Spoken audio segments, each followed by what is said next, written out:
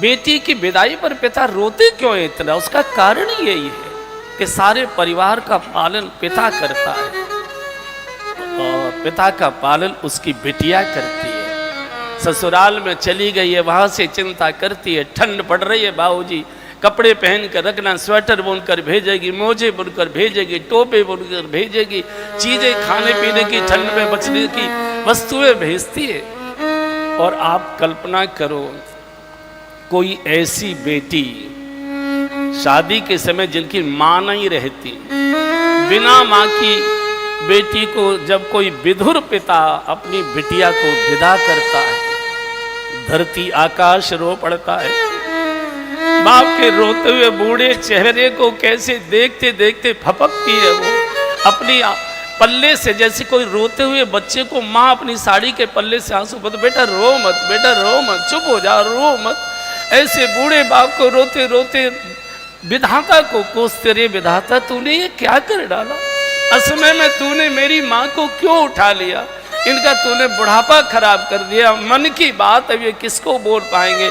भैया के हाथ पकड़ेगी, कसमें खिलाएगी, भैया तुझे मेरी मरी माँ की आत्मा की सौगंध लगे, मेरे बाबूजी को मेरी माँ की याद नहीं आने देना, लड़ने का झगड़ने का मन करे मेरे पास आके लड़ लेना। बार बार जैसे रोते बच्चे को माँ पुचकारती, आंसू पोंछती, ऐसे बेटी कहते बाबूजी चुप हो जाइए, बाबूजी रो मत।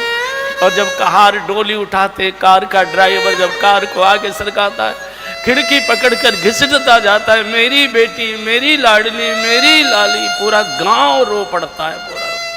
और वो माँ की याद करिए आप, कोई विधवा माँ जब अपनी बेटी को पहली बार ससुराल के लिए डोली में बिठाती है, कितनी रोती। आज इसके पिताजी होते कितनी खुशियां मना रहे होते, कितनी कितनी चीजें इकट्ठी करके बिटिया को दे रहे होते। कैसी मैं भागिन हूँ कि आशीर्वाद के समय पिता नहीं रहे। डोली में बिठाने से पहले हाथ पकड़कर अंदर कमरे के अंदर ले जाती है, जिस कमरे में मरे हुए पिता का चित्र लटका हुआ है।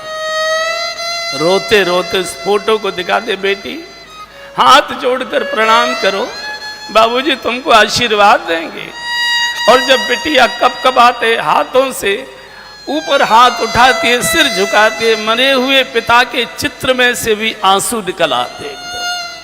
बेटी और बाप का बहुत पवित्र नाता है, बहुत पवित्र नाता।